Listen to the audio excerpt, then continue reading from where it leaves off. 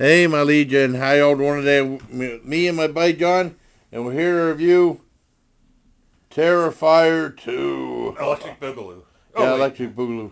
This movie is fucked up. I mean, that's like for the hardcore gore hound like we are. I mean, reminiscent of like the gore that was in the Gore Girls, Herschel and Lewis's most gruesome film in 71, where they had like they do some stuff and they go further and further and further. And there was even like I assume it was a tribute to him. I mean, yeah, I don't know. The scene where this girl gets scalped and flayed, and then the guy left. The Art the Clown left. It's killed Art the Clown, right? He left, and they came back with bleach and salt. He poured bleach on, and then he starts pouring salt on it, rubbing her wounds. Reminiscent of like in the Gore Girls. You know, the killer took before he pulled her girl's panties down, was hitting her butt with the meat tenderizer till it turned like hamburger, right? All bloody stuff, and then he just poured salt and pepper on it. Something like that. I mean, it's really messed up. It's for the most hardcore of gore fans, in my opinion. Yeah, this isn't really for general audiences, and it's the general audiences have been getting sick and stuff. Yeah. Now, this is the third film that Damien Leone's done with Art the Clown. I had to look it up because I couldn't remember the first one. We did watch it, and I think we reviewed it. All Hallows Eve. Yeah, All Hallows Eve. That was in 2013, and several years later, in 2019, he did Terrifier, and now Terrifier 2. Now, he said the one character, Sienna's character, the main girl in this, he's been trying to get to the screen for 10 years, and he's really happy with the results and thinks that the actress did a great job. Yeah. And he said the actor that plays Art the Clown, like I guess they had most of it done before the pandemic hit. Yeah, that's what was things up. And they took the time to kind of explore the character more and add to the kills and stuff. Push the things. But this movie kind of crosses genres, so you got your slasher, your splatter, supernatural, and something else we won't mention. So it does cross genres. It's kind of interesting when movies do that. This is not for your mainstream. Yeah, it might be a little bit of shocker. Yeah, I mean, it's really hardcore. It made the sadness look like sad. It makes the sadness look sad. It is brutal. I mean, even I was like, damn. I mean, because... And then you giggled every time. Well, yeah, I mean, but I mean... And even there was like homage to Last Temptation of Christ with the whipping. It was pretty brutal. I mean... Oh, Last Temptation of Christ. That's what we said earlier. What did I say? Oh, no, The Passion of Christ. Yeah. Not Last Temptation. That's William Dafoe. I mean, Passion of Christ with the whipping and stuff. You must whip. Yeah.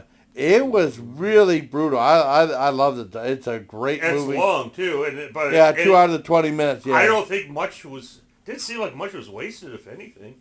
It looked like there were like a couple edits during one kill or something like it, but it's really extreme. I mean, that's me saying that. And there is a post-credit scene, so make sure you stay tuned for that. Yeah. You won't be disappointed. And it's definitely, if you haven't seen it, All Hallows Eve was more like an anthology movie where some people, this chick's babysitting a kid, finds a VHS tape and started watching it. Looks like a bunch of shorts centered around Art the Clown. Yeah, I think it was... If you like these type of movies, I think you'll enjoy really it. If you're not into that, I don't think you might not like it. Well, I mean, they wouldn't watch something. But it's really brutal. Make some of the cartel videos look lame. And, it's got a clown on it, so don't think it's for kids. Oh, not for kids. No. I mean, that one kid, Little Punk People, Little Punk People, a YouTube star, who interviewed people like Phil Ensemble and King Diamond and George Corpse, he's in it too. He did a pretty good job, and then Chris Jericho's in it. I mean, that's not a spoiler. It says it right in the credits. Right. Yeah, it's really good. And then the girl from Sleepaway Camp was in there in a small part. Yeah, the main chick. For the original one. I can't remember her name, but it's really, really good and brutal and stuff. I mean, I loved it. I give it 10 out of 10. I think she actually came up as a Facebook friend suggestion through some of the people I'm friends with through the Horror Fest.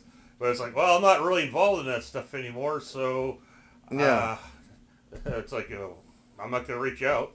Yeah, reach out, touch Get her someone. for the horror fest because I'm not involved anymore. It's really, really a good show. I really liked it. I really enjoyed it. 4 on 10 out of 10. It's very brutal. I know Jeff was asking me about it if he's going to... I mean, that's like... The thing is now they had like this big warning. I can't remember if it was on like people in the audiences are like fainting and throwing up and stuff like that. But that's what happened like... His name is Ralph. There was a story... of a lovely lady. For like the Gore Girls, there's a scene where like someone passed out in the theater. I think it was. I mean, it was like the scene when the guy ripped out the girl's eye, and he had it in his hand, and he like crushed it like that, and someone fainted in the audience. This is way back when it was showing in the theater drive or something like that. You know, it's around that level. It's really a brutal film, but it's really good. Of course, I look into it, so I don't know how much of that stuff about this movie is true and how much of it's hype. Because that's been with movies over the years. It's like, you hear all the stuff, it's all just hype to really promote the movie. Well, yeah, but I mean, I assume that probably did happen.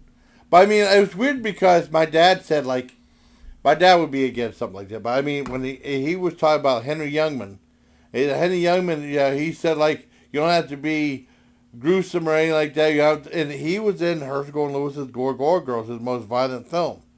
But I can't believe he was in it. He was. Oh, well. Getting sidetracked again. But no, I really enjoyed it. It's a really good film. I give it 10 out of 10 for Terrifier 2. My friend, I know Jeff would ask me if I was going to review it. So I don't know. It all depends. It's a brand new movie, but I'm glad I saw it. It's really good. But I mean, it's weird because a lot of people, I don't know. It's just hardcore gore. That's all. But it's awesome. So, like 220 minutes. I mean, it doesn't exist in the realm of reality, but it's pretty good. Oh wow.